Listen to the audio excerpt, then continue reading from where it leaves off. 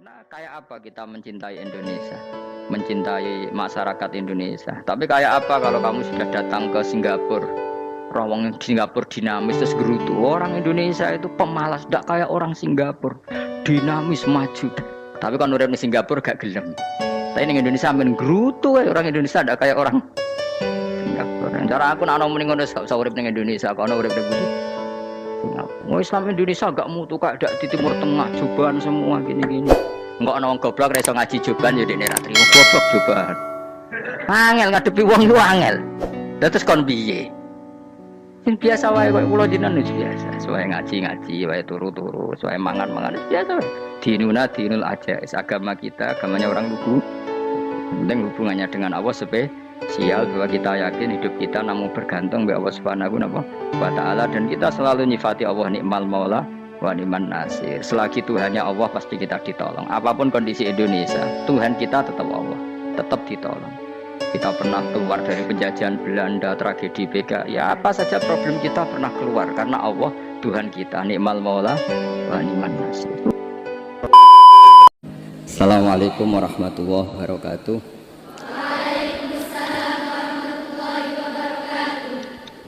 Alhamdulillahirabbil alamin wassalatu wassalamu ala asyrafil mursalin sayyidina maulana Muhammadin wa ala alihi wa sahbihi asma'in amma ba'du.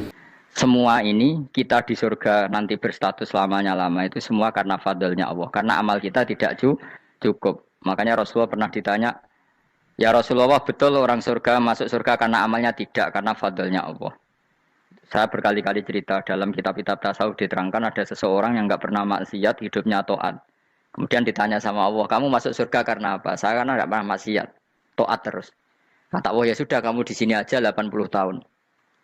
Ya kamu gak apa-apa di surga sini berapa 80 tahun. Si Abid tadi, ahli ibadah tadi protes, katanya surga itu selamanya lama. Iya, kata kamu kan karena amal kamu di dunia kan hanya 80 tahun, umur kamu kan hanya 80 tahun, ya berarti surga kamu 80 tahun dong, karena kamu menganggap surga karena amal kamu. Fair kan? Amal 80 tahun surganya. Tapi kata jenengan surga itu selamanya lama. Sing selamanya lama itu fadolku itu gak ada habisnya. Kalau amal kamu ada habisnya. Terus kata orang tadi, ngimpun Gusti kula mbuswa fadolnya jalan. Gak, aku kecewa jadi. Jadi orang itu harus pakai logika. Makanya agama ini ojo nuruti cerdas sing gak punya sanad. Lalu gunanya amal apa? Kalau kita masuk surga mergo fadolnya pangeran, bocah kok geblek gendeng campur gak di sanad. Kita ini punya sanad dari guru-guru kita. Kalau semua surga Allah mensifati itu min fadli, ada unsur fadlnya Allah meskipun kita ngamal. Karena tadi kalau karena amal kita hanya sak soleh-solehmu 80 tahun. Iku enak soleh terus. ABG puber pacaran tua dadi mubalek ya ta ora? Ayo ngaku ae. Tuane delok nduang dutan gede-gede sunah Rasul. Coba kewapir suwi bareng Islam anyaran sudah dimubalek banyak. Artinya enggak 80 tahun total kita jadi orang apa? Soleh. Mustafa teteng soleh ya lagi gayane saiki khusyuk. Bisa numpak trail gaul. Untung ora ono Harley dhisik. Nah, kalau karena amal kita berarti kita di surga hanya 80 tahun. Terus kata Allah, "Lah tapi kata jenengan surga selamanya lama. Yang selamanya lamanya itu fadl saya. Anugerah saya itu tanpa batas." Makanya kita tetap yakin kita seperti ini nanti di surga itu kabeh fadlih Allah. Seperti nas di sini apa? Alladzi ahallana darul muqamati min fadli. Bukan karena amal tapi apa? Min fadli. Bahwa amal kita itu ikut dipertimbangkan iya, tapi ya termasuk yang dipertimbangkan, bukan segala-galanya. Yang paling menjadi abadi di surga adalah fadlih Allah, karena fadl dan rahmatnya Allah itu yang tidak terbatas. Jelas ya nama ayatnya apa? Alladzi ahallana darul muqamati min fadli. Laya masuna orang kepona ing kita fiya ing dalem jannah apa nasabun apa kangelan eta abun dese kangelan walaya masuna lan orang menyentuh nek kita fiya fil jannah apa luhubun apa kerepotan. Aya untuk kesep kepayahan minata api saking repot. Li adam taklifi krana ora anane mukallaf fiya ing dalem jannah. Ning swarga supaya enak ora perlu traweh, ora perlu macam-macam. Semen kelon ambek widadari sing nganggur-nganggur semen kelon. Nak sing saleh-saleh papan atas sowan pangeran wis sesuai kelas masing-masing napa? Sesuai apa? Kelas masing-masing. Nak sing kuapok melarat menawa numpak ampat ngalor gitu tuwabrakno bariku njaluk meneh tuwabrakno meneh. Saking dendame ning donya ora alpat ra iso numpak. Dadi numpak kan ya templono jurang wae ya. Bariku njaluk apa? Anyar meneh. Bojo ngono sing wayu buak gentine. Saking dendame di bojo elek ning donya. Serapo bos, gak masalah ini swarga aman apa? Wa dzikrusani uta nyebut sing kedua atabi'i kang anut lil awali maring sing awal kuwi tasri karo nyeplosno binafsi lan nafekno lugu. Maksudnya nasab manane repot, lugu yo manane repot kok diatafno berarti bener-bener ning akhirat itu ya ora ono repot, ora ono kangelan. Waladina uta wong akeh kafaru kang kafir sapa ladina, iku lahum tetep kedhe ladina naru jahannam utawa neraka jahannam. Orang-orang kafir itu pasti masuk neraka. La yuqtal. Maksudnya kafir dengan definisi yang mati alal kufri. Kalau masih di dunia kamu tidak bisa menvonis si A si B pasti kafir karena finalnya adalah di husnul khotimah atau suul khotimah. Maka status sekarang. Kita dikatakan mukmin ya sekarang, yang sedang kafir ya sedang kafir. Bisa saja yang sedang fasik nanti mati soleh, yang sedang soleh nanti mati fasik. Makanya kita enggak berhenti doa apa ya muqallibal qulub tsabbit qalbi ala dinik karena kita tidak pernah tahu. Makanya status kafir ya wamatu wahum kufar. Sebagian ayat apa wamatu wahum kufar. Status yang permanen adalah dalam keadaan mati, dia dalam keadaan kafir. Tapi kalau masih di dunia gini enggak jelas. Makanya saya suwun ya, kalau kita harus toleransi sebagai warga Indonesia, kalau kamu orang alim, toleransi atas nama agama karena yang sedang kafir pun tidak jaminan selalu kafir. Jadi kita tidak perlu musuhan karena memang semuanya tidak mesti. Ya itu kalau atas nama nopo agama. Kalau atas nama negara ya memang kita berkawan atas nama sama-sama bangsa nopo Indonesia. Kalau atas nama agama ya memang nggak mesti juga. Bisa saja mereka husnul khotimah. Kita tidak pernah tahu. Makanya Allah terbilang wa qulul linnasi apa husna dengan siapapun yang baik. Lah soal nak diperangi kita perang ra kudu wong kafir. Lah kowe lape dibaca wong Islam ya males. Lah ki meneng ae disembelih. Wah. Ya soal itu kan bab sial, bab mempertahankan apa diri. Itu udah harus dengan orang apa? Kafir. Misalnya ada penjahat mau membunuh istri kamu. Kamu tentu dibolehkan Islam melawan. Paham ya? Makanya di kitab-kitab fikih diterangkan ada bab di mana harbi itu kafir yang melawan kita itu boleh kita lawan. Tapi kata sarah-sarah itu tidak harus kafir. Dalam konteks apa? Kita mau digarong orang atau istri kamu mau diperkosa orang, ya kamu wajib melakukan perlawanan. Jadi tidak adifa anil dzali apa adifa anil nafsi. Makanya Nabi mengatakan mangkutila duna mali bahwa syahid. Jadi itu kan disiplin fikih. Makanya ngaji ya. Makanya status soleh juga gitu. Orang soleh yang sedang soleh nggak boleh kumul luhur, bisa saja suul khotimah. Kita punya cerita banyak. Misalnya Khalid bin Walid, Wahsy itu kayak apa Nabi bencinya sama Wahsy karena pembunuh Sayyid Hamzah. Tapi dia mati husnul khotimah. Sa'labah yang punya gelar merpatinya masjid karena selalu itikaf malah suul khotimah. Kita tidak pernah tahu. Dan tidak pernah tahu itu bagus. Karena menjadi mawas diri, menjadi tawadhu. Tawadhu itu ekspresinya macam-macam. Boleh ada ya ulama yang ini cerita aja ya. Ada ulama yang mau dicucup. Alasannya didik santri atau masyarakat biar hormat sama orang alim itu ya benar. Ada ulama yang enggak kerso dicucup.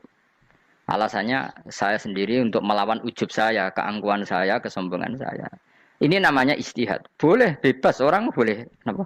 Istihad. Abdul bin Mas'ud itu enggak senang punya santri nderekno dia. Karena kata beliau dillatan litabe wa fitnatan lil mabdu. Yang nderekno itu hina, dia khawatir kumo luhur apa? Kiai kalau kelamaan di nderekno itu kan kumo luhur. Kadang gawa rokok era gelem, ono sing gawakno. Bahkan nyumet era gelem ono sing nyumet. Padahal kok film geng Cina wae ngono. Geng Cina kan padha kan. Kadang kene bangga wong kok geng Cina kok apa. Tapi banyak juga ulama yang mau biar gue iling-ilingan di enggak apa-apa, semua itu istihad. Napa semua itu enggak apa-apa kita. Makanya saya itu ya kadang salaman, kadang enggak. Karena istihad kita banyak. Uwais Al-Qarni itu enggak mau salaman. Bukan karena dia menolak salaman. Dia takut kalau ada tradisi begitu, orang dicucup-cucup terus sombong. Itu juga bahaya bagi yang dicucup. Tapi ya salaman tetap sunat. Kita tetap yakin salaman itu sunat. Karena mendidik anak atau masyarakat hormat sama orang alim. Tapi kalau itu terlalu masif, nanti orang yang abal-abal menjadi keangkuhan. Delok wong sakmenake nyucup aku kabeh. Keren gak? Keren apa nih? Soalnya jenengan ditakdir pun rokok aneh-aneh. Enggak ada yang keren di dunia. Yang keren adalah makanya Salman Al Farisi ketika dia sukses menaklukkan Persia, Itu mau syukuran kata Salman Al Farisi. Enggak Jung. Kalau saya nanti masuk surga, saya mau syukuran, tak undang namanya. Saya juga punya rencana syukuran di surga. Nanti tak undang sama. Dan enak kan nggak usah biaya undang, pesta besar-besaran. Kena seneng dugem-dugem ning kono ora ana maksiat. Sekono gawa babonmu, widadarimu gawa. Piro kan widadari piro? 70. Piro Mas? Ki rencana piro Mas? Piro? Rukun 70 Mas. Nanti tak undang. Saya punya rencana, pokoknya sekali masuk surga bersyukuran besar-besar. Kayak tak undang ra ono berarti ning neraka.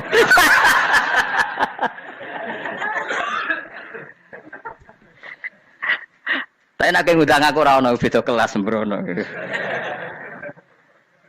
Data aku ra ono ning kelas wargamu ra ono. Kata Salman Al Farisi gini, kamu ndak usah muji saya kan dia dipanggil ya Karim, kamu orang terhormat ya. Kata Salman Al Farisi, in dakhaltul jannah fa ana karim wa in dakhaltun nar fa ana laim. Jadi saking sopannya ashabu Rasulillah itu ada yang dipanggil ya Karim aja ndak mau.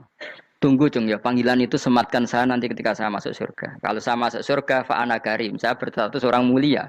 Tapi nanti kalau saya masuk neraka fa ana laim, saya orang yang terhina. Jadi dulu ashabu Rasulullah seperti itu. Terus ada ulama yang melawan nafsunya macam-macam. Misalnya saya milih jarang ada sowanan, saya dapati senang banyak santri sowan. Tapi bukan karena benci enggak. Karena saya takut sebagai orang yang sangat terhormat. Saya ngaji di mana-mana suka yang enggak usah pakai kursi. Gue iling-ilingan kalau saya dan kamu setara. Saya sebenarnya bisa aja minta kursi tinggi kayak ketua MK. Banyak kan ngaji nih serapati ngalim dari gue kursi ning dhuwur, santri ning ngisor guayane kok wong pinter-pinter. Jebule kitabe maknanan bener konangan. Sing rasa apa wong modus. Ya tapi tidak suudzon ya, tapi ono tenan, paham. Tapi kalau saya cara berpikir sederhana, kita kan sama-sama umatur Rasulillah, ya sudahlah hadin sawa. Lho andai kan kamu sanggup maca kitab ya gentenan ra masalah. Kadang ge maca aku ngrungokno, kadang aku maca enggak apa-apa. Nek ana sing wani. Tapi sekali salah tak lorot. Nah. Jadi dulu sahabat itu biasa. Ada yang cara ekspresi tawaduk kayak Wais Al-Qarni enggak mau salaman karena takut dicucuk. Ada yang suka salaman karena mendidik. Banyak cara mereka melawan nafsunya sendiri. Melawan apa? Nafsunya. Istri saya itu dari keluarga pondok Jawa Timur. Itu dulu eskal sama saya, janggal. Karena anak saya kalau mau jajan itu saya tidur pun dibangunkan. Pak bangun, saya minta uang. Itu ya sampai sekarang begitu. Istri saya itu eskal, janggal. Karena janggal kan ada Jawa Timur sopan sekali sama orang tua. Tanya saya. Karena dia keluarga orang terpelajar, tanya. Kenapa itu dibiarkan? Saya jawab saya. Ya kalau tidak minta saya, nanti minta mbak-mbak atau kangkang. Orang yang paling harus dingel-ngel anak itu orang tuanya. Sehingga yang paling harus diganggu anaknya ya orang tuanya. Sampai sekarang anak saya berani minta mandi saya, gendong saya. Kalau orang tuanya saja gak siap dingel-ngel, lalu apa kata dunia? Kan aneh. Nah, itu ajarannya bapak. Saya dulu bapak Sugeng itu biasa jagoan sama bapak. Ya biasa misalnya saya lupa kalau kepen mangan ya, cung tuku. Zaman itu pakai motor, pakai sepeda motor biasa sama bapak kepandangan. Saya sampai sekarang sama anak-anak saya akrab. Karena pikirannya orang tua saya dulu ajarannya yang paling berat dingel-ngelo anak ya orang tua. Ini kan gak fair. Kita sebagai orang tuanya digugah gak terima, kon ngedusi gak terima, kon nyawi gak terima, orang lain disentak suruh nyawi. Dan orang lain itu pembantu hanya karena kamu gaji. Kamu gaji seberapa? Hubungan anak dengan pembantu itu kan karena uang. Kamu ingin berbasis hubungan hanya karena itu goblok sekali. Hanya istri saya nerima. Jadi ini bukan berarti saya bikin konsep gitu ya. Ini cerita saja. Banyak guru-guru kita termasuk orang tua saya kalau ngajarkan gitu. Tapi ya tentu ada orang yang ngajarkan anak oleh gugah wong tuane pas turu. Ya kalau pas turu ada alternatif ibunya enggak apa-apa. Kalau enggak ada, ibunya juga enggak ada. Terus alternatifnya orang lain kan buruk sekali. Kalau alternatifnya orang apa? Lain. Tapi orang tua kita kadang kesuwen oleh didik adab berlebihan sampai anti ilmu. Ya itu tadi didik adab tapi anti. Ojo gugah wong tuamu, wong turu digugah. Akhirnya Nyon Sewu minta tonggo, pernah bulik bude yang kadang Nyon Sewu mereka sendiri susah kan, enggak punya uang kan terjadi kacau. Demi adab tapi menghilangkan ilmu. Tidak boleh, nomor satu itu ilmu baru adab. Coba orang paling berat dingel-ngelo anak harusnya siapa coba? Orang tua. Jadi mestinya pas ke turu juga ya santai wae, ini sudah tepat. Nah kecuali ngelama, artinya ngelama itu Sudah jajan minta lagi, minta lagi. Lah itu kan ada ukurannya, tentu ada apa? Ukurannya. Tapi kalau fi awali marroh, jajan hari pertama di hari itu memang jajan pertama kan nggak dolim. Kecuali minta yang ketiga, keempat, lah itu baru mungkin salah. Akhirnya istri saya nerima konsep ala saya ya sekarang ya menerima. Sampai sekarang saya biasa misalnya habis ngajar dari Sarang atau ngajar dari Kudus baru datang anak saya rewel minta jalan-jalan ya saya turutin. Karena menurut saya yang paling harus kangelan demi anak adalah orang tuanya, bukan orang lain. Padahal saya punya santri loh. Kalau mau keren-kerenan saya punya semuanya. Tapi itu kan gak hukumnya Allah. Keren itu kan hukumnya manusia. Di santri terus dia ini berhak ngongkon. Itu kan hukumnya manusia. Hukumnya Allah ya gak ada. Hukumnya Allah ya wong tua, be anak-anak be wong tua. Hukum liyane gaweane manusia. Yang penting ku anfusakum wa ahlikum. Nah, ora ono santri kaum barang ora ono. Gaya-gayanane mubalek ini umat saya terus dihitungi. Ku apa-apaanan. Enggak ada dalam Quran yang ada ya ku anfusakum wa ahlikum nar. Jadi yang penting hubungan orang tua anak. Nah, baru orang lain itu wa ila adin akhahum huda. Ya itu yang kedua ketiga. Tapi ilmu ini sudah banyak yang hilang. Makanya banyak mubalek ngamuk anak. Bocah ra sopan. Wah, aku nang jopo ning tinti wong wedi aku. Anakku dhewe ra sopan. Lah bapak dhewe ra sopan ya. Karena mendahulukan orang lain ngalahkan anak. Tapi ketika anak ra sopan dekne gremeng apa? Memangnya dia sopan cara hukumnya Allah dan Rasul. Ketika mendahulukan orang lain itu dalam status hukum Allah dan Rasul dia sudah tidak sopan. Ada dosen ngajar mahasiswanya dengan segala artikulasi terbaik, kemampuan bareng terangno anaknya sampai rasa-rasen. Ya gitulah baca sendiri di buku. Ya gitu. Karena di kampus dapat gaji, sampai anaknya rantuk gaji. Banyak orang mulang ngarepe wong akeh iso tenanan, mulang anaknya ra tenanan. Mereka nak mulang wong akeh diapresiasi, nak mulang anaknya kadang tinggal dolanan kadang. Nah, itu tidak benar, tidak seperti itu Islam mengajarkan. Islam mengajarkan nomor satu ku anfusakum wa ahlikum, jaga diri kamu dan keluarga kamu. Makanya Rasulullah itu ngajari sholat Hasan Husain diajarin sendiri cucunya, diajak ke masjid diajarin. Meskipun jadi beri hak-haknya sebagai seorang anak, numpai Nabi ya dibiarkan, tapi diajari kebaikan diajarin sendiri. Sampai Sayyid Hasan umur 8 tahun sudah menjadi rawi hadis karena memang diajari sendiri oleh siapa Rasulullah. Kayak apa? Kalau sekarang enggak kiai cilik anak di pasrano candalem terus enggak mau tahu. Juga sidik itu pasrano pembantu. Barang anak akhlaknya kayak pembantu ngamuk.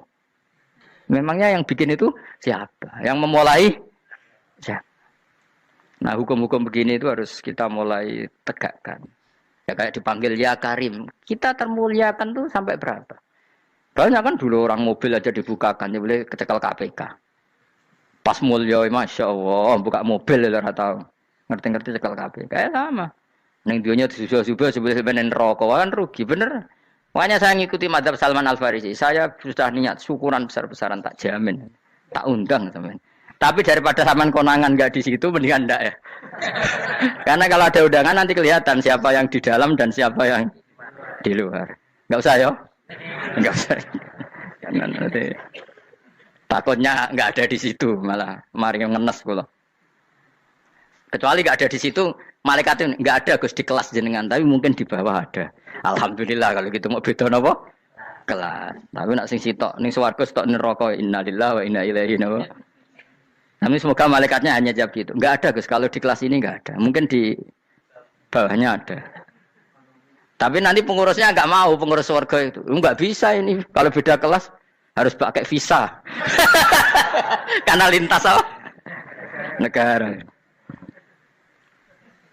Ya jelas ya. Jadi kata Salman Al-Farisi gimana? Jangan panggil saya ya Karim sekarang. Kalau nanti saya masuk surga, fa'ana Karim. Wa in dakhaltun nar fa'ana Laim. Laim itu terhina. Nah kalau semua orang berpikir begitu kan semuanya tawadhu. Semuanya tidak kumoluhur. Ya karena ya dunia ini enggak pernah jelas. Makanya Nabi saja berdoa apa ya muqallibal qulub tsabbit qalbi ala dinik. Zat yang membolak-balikkan hati. Karena kayak apa kita mencintai Indonesia, mencintai masyarakat Indonesia. Tapi kayak apa kalau kamu sudah datang ke Singapura, rawang Singapura dinamis terus gerutu. Orang Indonesia itu pemalas, tidak kayak orang Singapura, dinamis maju. Tapi kalau urip di Singapura gak gelem. Tapi di Indonesia men gerutu, orang Indonesia tidak kayak orang Singapura. Cara aku nak muni ngono gak usah urip ning Indonesia, kok ono urip ning pundi? Singapura. Islam Indonesia gak mutu kak dak di Timur Tengah, cobaan semua gini-gini. Enggak ana wong goblok ra iso ngaji cobaan ya dekne ra trimo. Goblok cobaan. Angel ngadepi wong lu angel. Lah terus kon piye? Sing biasa wae koyo kula jenengan wis biasa. Suwe ngaji-ngaji wae turu-turu, suwe mangan-mangan wis biasa wae. Dinul aja. Agama kita, agamanya orang lugu. Yang penting hubungannya dengan Allah spesial bahwa kita yakin hidup kita namun bergantung kepada Allah Subhanahu wa taala dan kita selalu nyifati Allah nikmal maula wa ni'man nasir. Selagi Tuhannya Allah pasti kita ditolong. Apapun kondisi Indonesia, Tuhan kita tetap Allah, tetap ditolong. Kita pernah keluar dari penjajahan Belanda, tragedi PKI, ya apa saja problem kita pernah keluar karena Allah Tuhan kita nikmal maula wa ni'man nasir. Iktimatnya sama Allah, jangan pada yang lain. Yang lainnya itu hanya aturan bernegara saja. Kita butuh presiden, butuh macam-macam. Itu aturan bernegara. Tapi kesejahteraan kita tetap Allah nikmal maula. Karena kalau Allah yang enggak berkenan, Jawa dihilangkan les lewat ekuifaksi selesai. Atau meteor satu jatuh selesai. Makanya Allah selalu mensifati dirinya, saya yang memegang langit bumi, saya yang mengatur langit bumi. Beberapa benda langit enggak jatuh ke bumi karena saya, kata Allah. Inna wa yumsikus samawati wal ardo antazula wala inzalata in amsakahuma min ahadim min ba'di. Kalau sistem alam langit itu hancur, semuanya hancur. Tapi kita enggak. Kadang-kadang membayangkan dunia enggak hancur itu kalau kestabilan negara. Negara tak stabil, kalau alam enggak stabil mau apa? Semuanya enggak koruptor, semuanya adil. Tapi diguncang gempa tetap selesai. Diundang faksi tetap selesai. Makanya Allah selalu mengingatkan kita, aamintum manfis sama yakhsifa bihumul ardo fa idahiyya tamur. Kenapa kamu merasa aman di bumi? Bumi ini setiap saat bisa likuifaksi, kata Allah. Karena bumi itu dzatis sodok, potensinya pecah.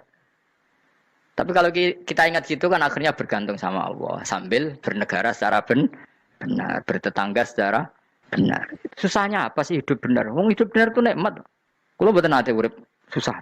Ngerti masalah saya yang pangeran Gusti. Niki wae jenengan ya sudah selesai. Jadi nak tahlilan ojo ngrameni tok, dijiwai nikmal maula. Nikmat itu sebaik-baiknya. Nikmat itu sebaik-baiknya. Artinya kita selagi punya Tuhan itu pasti nasib kita ya sebaik-baiknya. Ngomongin nikmal maula tapi mbek gerutu. Seramu tuh. Lengane ra dadi wali perkarane ya apa.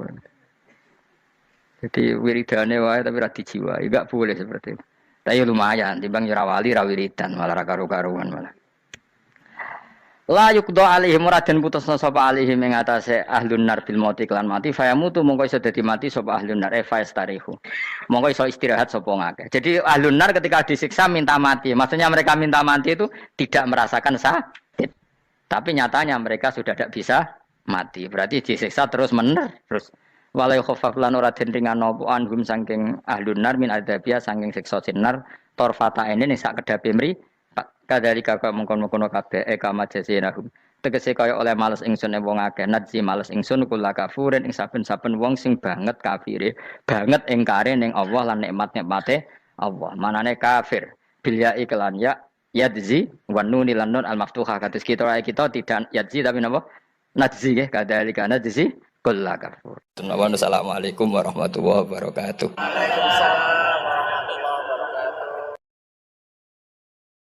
Subhanallah wa bihamdihi 'adada khalqihi wa ridha nafsihi wa zinata 'arsyihi wa madada kalimatihi.